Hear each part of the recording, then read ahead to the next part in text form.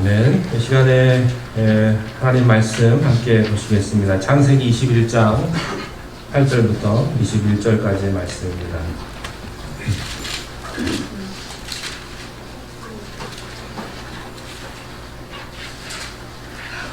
창세기 21장 8절부터 21절 말씀까지 우리 한 절씩 교독하시겠습니다. 제가 먼저 읽겠습니다. 아이가 자라매 젖을 떼고 이삭이 젖을 떼는 날에 아브라함이 큰 잔치를 베풀었더라.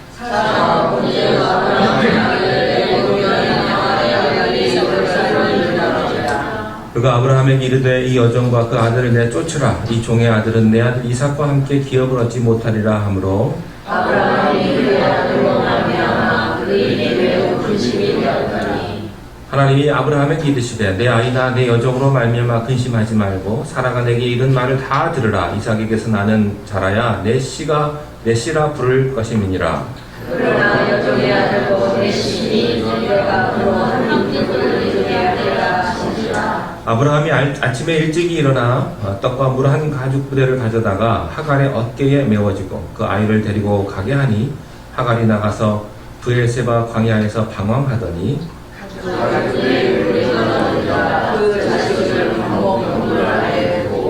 이르되 아기가 죽는 것을 참아보지 못하겠다 하고 화살 한바탕 거리 떨어져 마주 앉아 바라보며 소리내어 우니 하나님이 그 어린아이의 소리를 들으셨으므로 하나님의 사자가 하늘에서부터 하갈을 불러 이르시되 하갈아 무슨 일이냐 들어와 가지라라.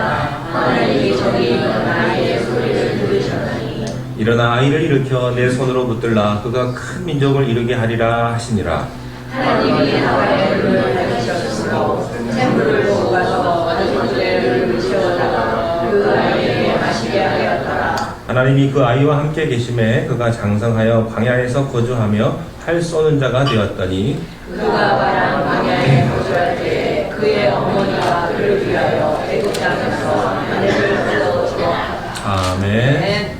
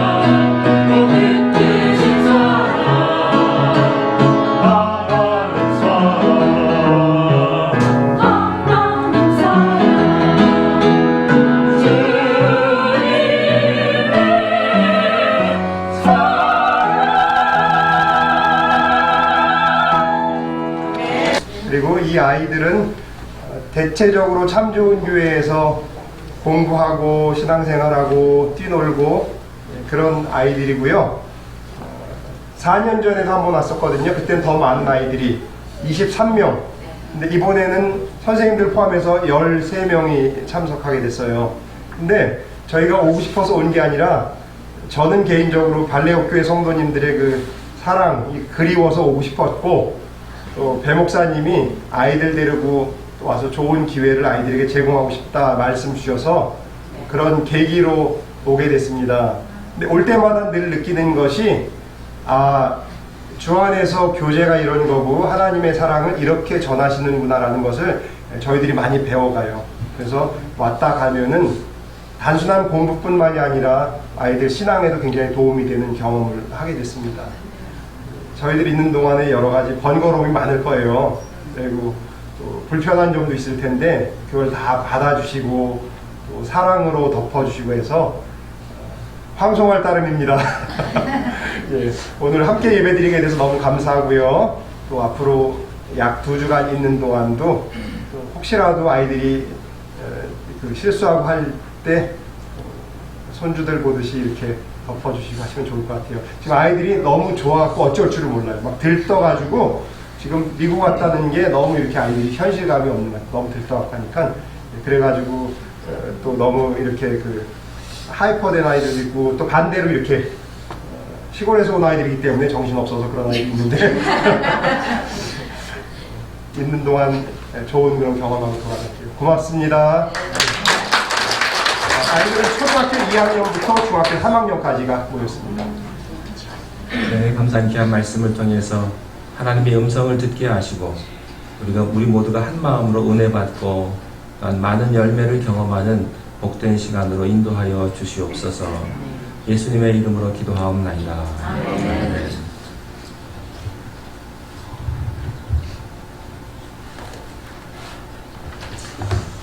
하나님의 약속과 하나님의 예언대로 아브라함에게로부터 이삭이 태어났습니다. 이삭의 출생은 모든 사람들에게 기쁨이 되었습니다. 이름 그대로 모든 사람이 그 아이를 볼 때 웃음 짓게 만들고 즐겁게 만드는 그 이삭의 출생이 시작이 되었습니다. 이삭이 태어날 때 아브라함의 나이가 100세입니다. 100세.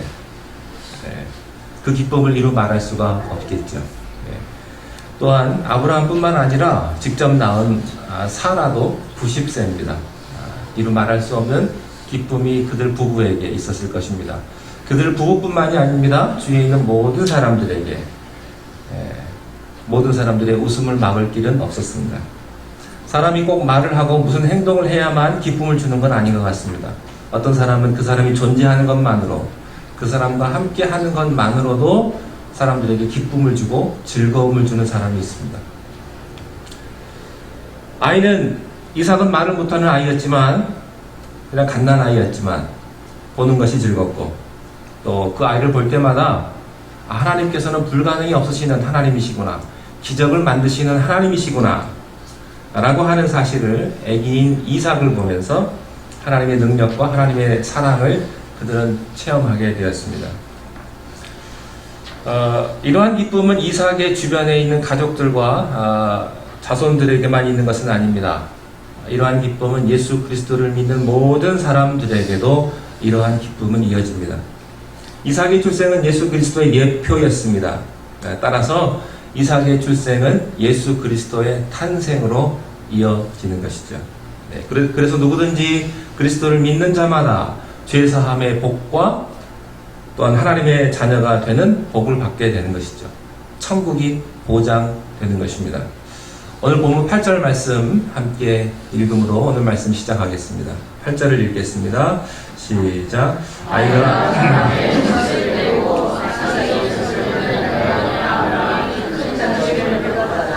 이스라엘 사람들은 대부분 아이가 2-3살 때가 되면 젖을 뗀다고 합니다. 따라서 아브라함이 큰 잔치를 열 때는 아이가 2-3살 때쯤이었습니다. 이것은 무슨 뜻일까요? 이삭이 건강하게 잘 자라고 있다는 이야기입니다. 아프지 않고 약하지 않고 사고치지 않고 잘 자랐습니다. 여러분, 아이가 태어나면 모든 사람들이 기뻐합니다. 그러나 더 기쁜 건 그 아이가 건강하게 자라고 재롱도 떨고 잠도 잘 자고 밥도 맛있게 먹고 심지어 똥 싸는 것도 좋아하는 사람이 있습니다. 부모는. 이런 건강한 아이를 보면 부모님의 마음에 근심 걱정이 사라지는 것이죠. 제가 신학교 1학년 때 우리 송기정 목사님 따님이 많이 아파서 병원에 입원했어요. 부천에 있는 병원으로 지금도 기억이 되는데, 그때 이제 여름이 지금 한 30살 정도 됐는데, 아이가 아주 애기였는데 심장이 안 좋아가지고 병원에 입원했습니다. 그래서 이제 같은 과에 이제 학생들끼리 서로 기도하고 함께 기도했던, 그를 위해서 기도했던 그 기억이 있는데요. 아버지 어머니가 얼마나 마음이 아팠을까. 병원에 누워있는 그 갓난 아이가, 누워있는 아이를 볼 때 얼마나 마음이 아팠을까. 그런 생각이 듭니다. 건강하면 근심 걱정이 다 사라지죠. 공부 좀 못해도 괜찮습니다. 중요한 건 건강한 거예요. 이삭은 건강하게 무럭무럭 잘 자랐습니다. 이것은 마치 예수님의 어린 시절을 생각나게 합니다. 누가복음 2장 40절 말씀에 보면 예수님께서 자라시는 모습을 이렇게 표현했습니다. 아이가 자라며 강하여지고 지혜가 충만하며 하나님의 은혜가 그 위에 있더라. 목사님들이 보통 아이 있는 집에 신방을 갔을 때 주로 이제 사용하는 성경 구절을 아주 단골로 사용하는 성경 구절이에요. 이 구절에 보면 예수님께서 자라나실 때 4가지의 복을 받으셨다고 합니다. 첫째는 아이가 자라며 자라는 축복이에요. 여러분, 부모의 가장 큰 고통은 무엇이겠습니까? 자라지 않는 아이를 볼 때. 자라며 키가 커야 할 텐데 키가 크지 않는다든지, 성장해야 될 텐데 성장하지 않는 자녀를 보면 부모의 마음은 아프죠. 예수님은 정상적으로 잘 자랐다. 저는 여러분의 자녀도 정상적으로 잘 자랄 수 있게 되기를 바랍니다. 여러분의 손주도, 또 우리 참 좋은 기 학생도 이런 축복이 있게 되시기를 바랍니다. 이삭이 잘 자랐을 거예요. 두 번째는 강하여지며, 자라도 약하게 자라는 것이 아니라 강건하게 건강한 성장을 예수님이 했다고 하는 것이죠. 그런데 강하게 자라는 것만이 중요하지 않습니다. 한 걸음 더 나아가서 예수님에게는 뭐가 있었다? 지혜가 있었다. 몸이 건강하게 자랄 뿐만 아니라 그 마음과 그 정신과 그 영이 지혜로 가득 찼다. 여러분의 손주에게도 이런 축복이 임하시기를 축원합니다. 지혜가 가득 찼다. 그런데 이것보다도 더 큰 축복이 다음 축복인데, 이것은 축복 중에 축복이에요. 그것은 뭐냐? 하나님의 은혜가 그 위에 가득 찼다 하는 것입니다.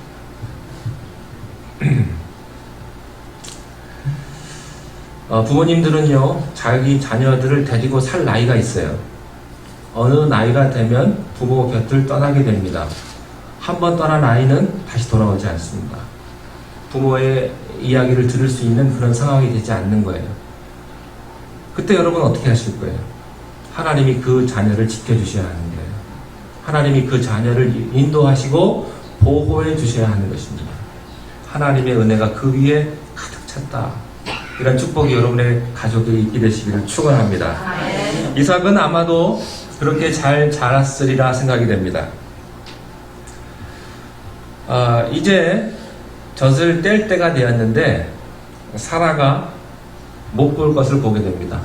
그 못 볼 것 때문에 아주 괴로워하기 시작을 하는 것이죠. 우리 9절 말씀을 함께 읽겠습니다. 9절 시작.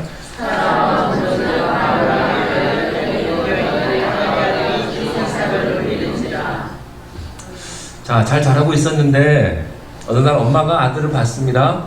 그런데 이삭보다 14살 위인 이스마엘이 자기 아들 이삭을 놀리고 있는 거예요. 희롱하고 있는 거예요. 자, 여러분의 가정에서 자녀가 둘 이상 되신 가정은 보통 일어날 수 있는 일입니다. 그죠? 어느 가정에서나 일어날 수 있는 일이에요. 형이 동생을 그러면 안 되지만 가끔 놀리기도 하고, 그래? 때리기도 하고. 예.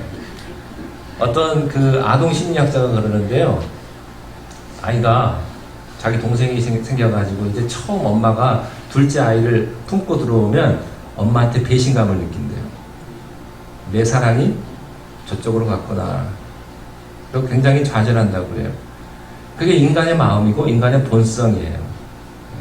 흔하게 가정에서 일어날 수 있는, 좋은 일은 아니지만 일어날 수 있는 일입니다. 아브라함은 86세에 이스마엘을 낳았어요. 그리고 100세에 이삭을 낳았죠. 대략 몇 년 차이에요?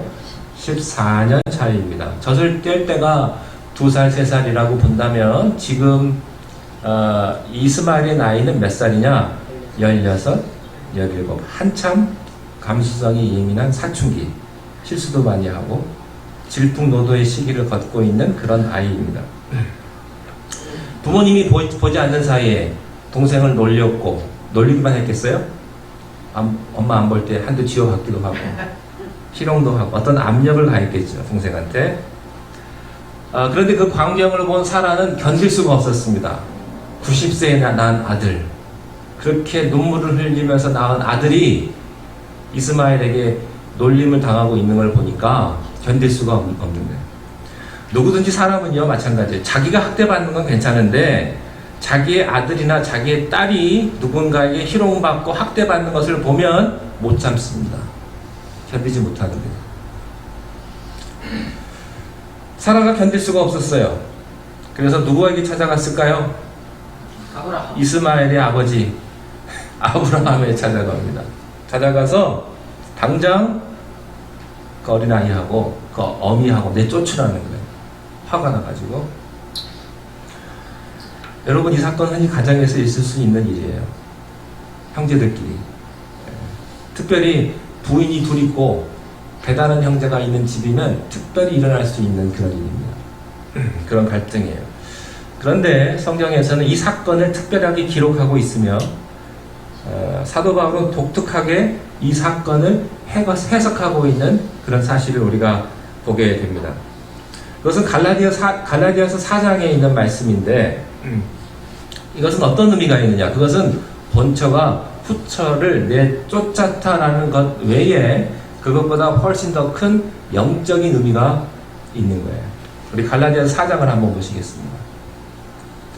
갈라디아서 4장 22절부터 26절까지 우리 함께 기록된 바부터 읽어보겠습니다. 시작. 기록된 바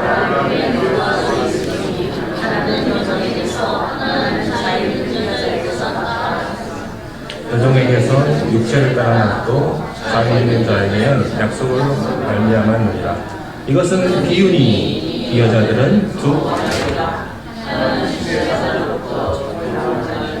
곧 하갈이라. 이 하갈은 아브라함에게 사에서 지금 있는 예루살렘과 같은 것이니 그가 그 자녀들과 더불어 종노릇하고 오직 위에 있는 예루살렘은 곧 우리 어머니라. 자, 하갈에게서 이스마엘이 났죠.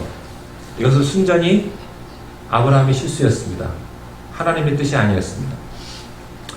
아브라함의 믿음 없는 행동이었고 그 결과였습니다. 그러나 반대로 이스라엘은 하나님의 약속과 하나님의 예언에 따라서 난 자예요. 하나님이 주신 것입니다. 그러면 이 두 아들은 무슨 의미가 있냐? 우리들은 생각은 이렇습니다. 본처의 자식이냐 후처의 자식이냐, 이게 중요한 게 아니에요. 성경은 그게 중요한 것이 아니고 하나는 계집 여종에게서 난 자, 육체로 난 자라고 설명을 했고, 다른 하나는 자유한 여자에게서 난 자, 약속을 따라 난 자라고 설명을 합니다. 여기서 보시면 24절 맨 처음에 보면 이렇게 되어 있어요. 이것은 뭐예요? 비유니, 이렇게 설명합니다. 이것은 비유예요. 비유. 자유한 여자에게서 난 자와 육신을 따라 난 자. 이것은 적자냐 서자냐의 문제가 아닙니다. 우리는 다 하나님의 자녀인 줄로 믿습니다. 그러면 성경에서 말하는 포인트는 뭐냐? 그 다음 28절, 29절에 보면 이 문제에 대한 사도 바울의 해석이 나옵니다. 우리 28절과 29절을 함께 읽겠습니다. 시작.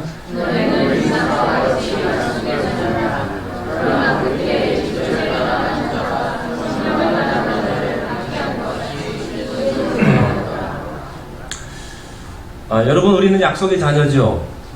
예수 그리스도를 믿으면 그가 이삭의 후예든 이스마엘의 후예든 모두가 다 하나님의 자녀가 되는 것입니다. 약속의 자녀가 되는 거예요. 그러면 이것은 무슨 뜻이냐? 지금도 그때처럼 육체를 따라 난 자가 성령을 따라 난 자를 핍박하는 경우가 있다고 하는 것입니다. 그게 뭐냐? 우리는 지금 예수 그리스도를 믿고 영의 자녀, 약속의 자녀가 되었습니다. 그런데 우리 안에는 우리가 버리지 못한 육신의 자녀, 그런 세상적인 욕망, 버리지 못한 그런 것들이 그냥 있다고 하는 거예요. 내 안에. 그래서 육신의 자녀가 약속의 자녀를 희롱하는 것처럼 육의 생각이 영의 생각을 놀리고 장난질한다는 것이죠. 이것을 이렇게 해석하라는 거예요. 그것이 서자냐 적자냐의 논쟁으로 가지 말고 이 메시지의 핵심은 뭐냐? 영과 육이 싸우는 것이다 하는 거예요. 우리 30절 계속해서 한번 읽어볼까요? 갈라디아서 30절 시작. 그러나 성령이 무엇을 말하느냐? 그 여자가 그 아들을 내쫓으라. 여정의 아들은 자유 있는 여자의 아들과 더불어 유업을 얻지 못하리라. 내 안에 있는 육신의 소욕을 몰아내라 그런 말이에요. 그리하면 성령의 열매를 맺게 될 것이다. 성경은 이렇게 말합니다. 사람을 특별 대우하거나 사람을 차별해서 대우하지 말아라. 그게 중요한 것이 아니다 하는 거예요. 내 마음속에 있는 육신의 생각과 정욕과 이 모든 것들을 내어 쫓으라는 말이에요. 그래야 이 말씀이 정확하게 해석이 됩니다. 그렇지 않으면 하나님이 가정싸움에 말려드는 꼴밖에 안 돼요. 하면 거기서 어떻게 하시겠어요? 방법이 없죠. 자, 이제 본문으로 돌아가서 창세기 21장 10절 말씀 보시겠습니다. 21장 10절 시작. 그가 아브라함에게 이르되 내 아들 이삭과 함께 기업을 얻지 못하리라. 여러분, 이 말이 무슨 뜻일까? 지금 내 안에 우리는 예수 그리스도의 자녀가 되었고 우리는 이미 영의 사람이고 하나님의 사람입니다. 그런데 아직도 내 마음에 육체의 생각이 있기 때문에 두 가지가 있으면 어떻게 생기는가? 육의 생각이 영의 생각을 희롱하고 장난질한다는 거예요. 육의 자녀가 영의 자녀를 놀린다는 것입니다. 이 둘을 계속 놓아두면 아주 큰 불상사가 일어난다는 거예요. 사람이 이삭이 희롱당하는 것을 보고 놀림당하는 것을 보고 참지를 못합니다. 그래서 하갈과 이스마엘을 내어 쫓기로 결심을 하고 자기 남편에게 가서 아주 당당하게 이야기합니다. 이 말을 들은 아브라함은 고민이 깊어질 수밖에 없겠죠. 11절과 12절 말씀을 함께 읽겠습니다. 시작. 아브라함이 아들로 말미암아 그 일이 매우 진심이었더니 하나님이 아브라함에게 이르시되 내 아이나 내 종으로 말미암아 근심하지 말고 사랑아 내게 이른 말을 다 들으라. 이삭에 의해서 나는 자라야. 사람은요, 아내가 하나 있는 게 좋은 거예요. 남편이 하나 있는 거에 감사할 수 있기를 바랍니다. 부인이 둘이면 여러분 이런 결과가 나올 수밖에 없어요. 누구를 막론하고 이런 딜레마에 빠질 수밖에 없습니다. 절대 해결 못합니다. 해결할 수 있는 방법이 없어요. 자, 아브라함이 고민할 수밖에 없어요. 왜냐하면 14년 전에 이미 하갈은 한번 밖으로 나갔습니다. 쫓았고 그 여자를 다시 받아들였어요. 그리고 나서 14년 동안 같이 산 거예요. 같이 살면서 얼마나 정이 들었겠어요. 근데 하갈이 아들까지 낳아줬어요. 자기 피를 낳아줬습니다. 그런데 사라가 내쫓으라는 것입니다. 근데 문제가 더 큰 문제는 뭔지 아세요? 하나님이 사라 편 들어주시는 거예요. 하나님이. 사라 말대로 하나님이 다 내보내라 하는 것입니다. 이스마엘도 제 자식인데 하나님이 그렇게 말씀을 하시니까 어쩔 수 없이 자기 집에서 내쫓아야만 하는 그런 기가 막힌 상황에 놓이게 되고 고민 속에 빠지게 되죠. 아브라함이 잠잘 수 있을까요?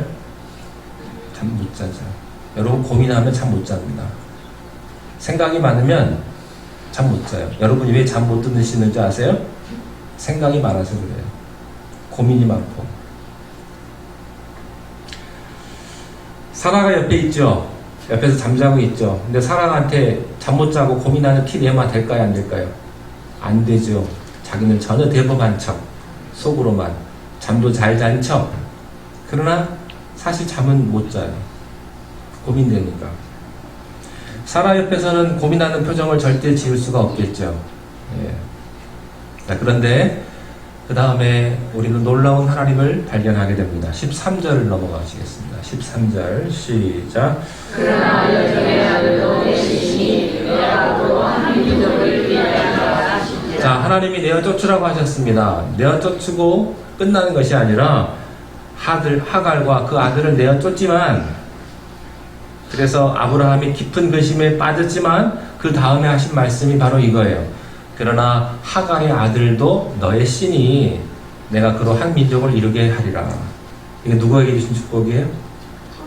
이삭에게 주신 축복하고 똑같아요. 하나님이 이삭이나 이스마엘이나 똑같이 축복하신다. 하나님은 잘난 사람만 축복하시는 것이 아니라 못난 사람도 축복하세요. 근데 우리들은 생각은 달라요. 어떻게 본처의 자식하고 후처의 자식하고 똑같이 유산 주냐 이거예요. 어떻게 아들하고 딸하고 같냐, 첫째하고 둘째하고 같냐, 다르게 어떤 급을 매기죠. 근데 하나님은 그렇게 하지 않으세요. 약속의 자녀인 이삭에게도 이런 축복을 주셨고 이스마엘에게도 이런 축복을 주시는 거예요.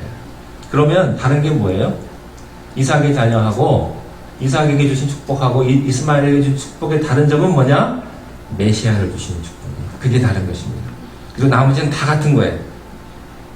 우리 14절 보시겠습니다. 14절 시작. 아브라함이 아침에 일찍 일어나 걸어가 온 가족들을 불러서 하갈의 어깨를 메어주고 그 아이를 들고 가니 하갈이 나가서 그에서 방에서 나가니. 자, 우리는 아브라함이 아침에 일찍 일어났다는 말을 통해서 우리가 짐작할 수 있어요. 잠 못 잤다는 거예요. 그러니까 아침에 일찍 일어나가지고 이제 내쫓아야 되니까 그냥 못 보내죠. 엽이라도 좀 줘야 되잖아요. 먹고 살라고. 근데 먹고 살려고 줄 수 있는 게 한계가 있는 거예요. 그 한계만큼 최선을 다해서 주는 거예요.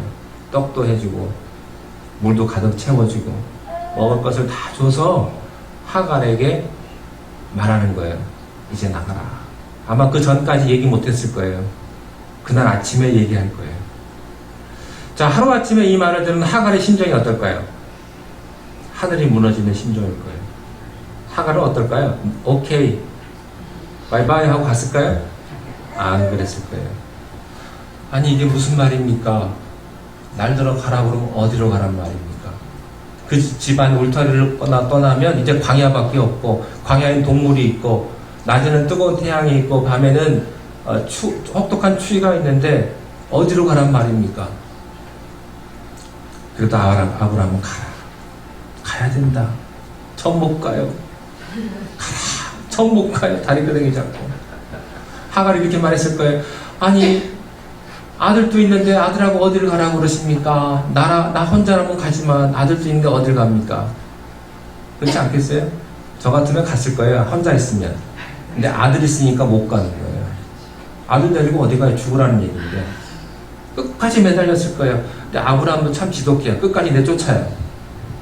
왜? 하나님이 이렇게 하라고 하셨으니까 끝까지 내쫓습니다. 어쨌든 삼류소설이 된 거예요. 막장 드라마. 그렇게 된 거죠.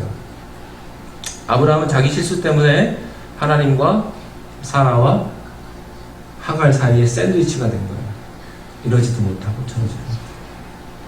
여러분 그냥 갔겠습니까?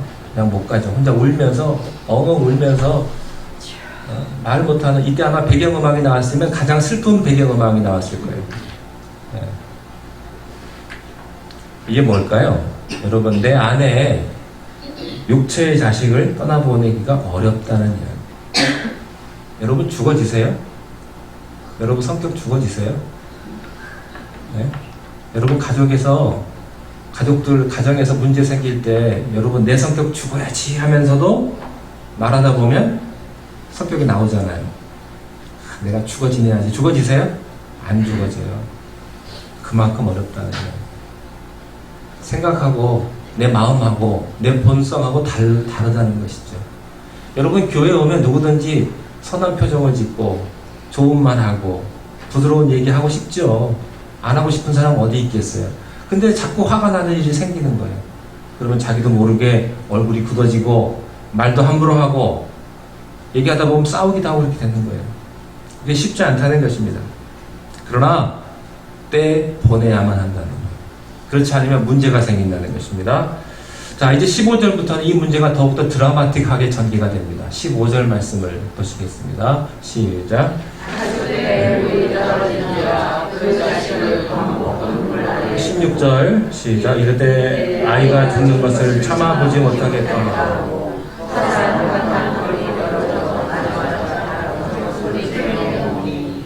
자, 이제 가장이 나가라고 하니까 떠났습니다. 하갈하고 이스마엘, 모자죠. 어머니와 아들 둘이 손잡고 정처 없이 갔습니다. 여러분 음식을 싸가지고 가봤자 얼마나 버틸 수 있겠습니까? 물이요? 여러분 물이 한두 끝도 없이 먹어요. 특별히 더운 날 아이들하고 나갔더니 목말라요. 조금 전까지 물 먹은 놈들이 조금 지나고 나니까 목말라요. 물 주세요 이러는 거예요. 여러분 특별히 어린아이는요 물을 먹어야 돼요. 못 견디는 거죠. 엄마는 아마 한 모금도 못 먹었을 거예요. 아들 주느라고. 둘이 손잡고 정처 없이 갑니다. 해가 지면요 사람은 가야 될 집이 있어야 돼요. 아침이 되면 사람은요 아침 밥상이 있어야 합니다. 그런데 해가 져도 갈 데가 없고 아침이 돼도 먹을 게 없는 거예요. 이것이 바로 이 두 모자의 모습이었습니다. 물이 다 떨어졌고 물이 다 떨어져서 하루가 버티기가 더 어렵게 되었습니다. 아들인 이스마엘은 죽게 되었습니다. 엄마가 볼 때 참 민망했을 거예요. 입술은 다 부러뜨고 먹을 것은 다 떨어지고. 오늘 성경에 보니까 이런 표현이 있습니다. 자식을 관목 덤불 아래 두고 하갈은 지금 멀리 떨어지는데 얼마만큼 떨어지냐면 화살 한바탕 거리에 떨어져서, 화살 한바탕이라는 말은 뭐냐면 화살을 쏴서 날아가는, 최대한 날아가는 거리예요. 그러니까 길어야 100m예요. 그 이상은 화살이 못 날아가는 것이죠. 그러나 엄마의 울음소리를 아이는 들을지 못할 정도까지 가서 거기서 울면서 기도하는 거예요. 하나님한테. 엄마가 땅을 치면서 얼마나 기가 막힌 모습입니까? 죽어가는 모습을 보면서, 아들이 죽어가는 모습을 보면서 엄마가 어떻게 기도했을까요? 아마 피가 토하도록 기도했을 거예요. 하나님 헬프미 이러지 않았을 거예요. 목청을 높여서 온 힘을 다해서 기도했을 거예요. 17절과 18절 읽겠습니다. 17절 시작.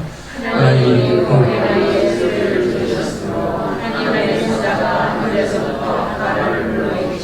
하갈아 무슨 일이냐, 두려워하지 말라. 하나님이 저기 있는 아이의 소리를, 예, 하나님께서는 이 사람들의 이 모자의 기도 소리를 들으셨습니다. 하나님은 사라와 이삭의 기도만 들으시는 것이 아닙니다. 하갈과 이스마엘의 통곡 소리도 들으시는 분이십니다. 우리의 생각은 내가 싫어하는 사람은 하나님이 기도 안 들어주셨으면 좋겠다고 생각합니다. 하나님은 그렇지 않습니다. 하나님은 내 원수도 사랑하시는 분이 하나님이십니다. 이삭을 축복한 것만큼 똑같이 하나님은 이스마엘도 축복하십니다. 천사가 이렇게 말합니다. 하나님이 이들의 기도를 들으셨다. 여러분, 이분이 하나님이세요. 하나님은 구분하지 않습니다. 하나님은 똑같이 취급하십니다. 아니, 약한 자 편에 오히려 쓰셔서 약한 자를 보호하시고 약한 자를 위로해 주시고 그들을 더 감싸 주시는 분이 우리 하나님인 줄로 믿습니다. 하갈에게 말씀하세요. 두려워하지 말아라. 아이를 일으켜라. 그리고 그 아이가 큰 민족을 이루게 될 것이다. 하나님은 우리가 저지른 실수까지도 책임지시는 분이라는 사실을 우리가 알게 됩니다. 19절 말씀 보십니다. 19절 시작.